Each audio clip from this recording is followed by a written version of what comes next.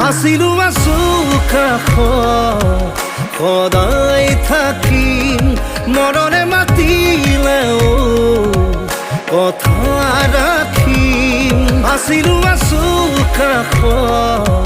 সদায় থাকিম মৰৰে মাতিলেও কথা ৰাখিম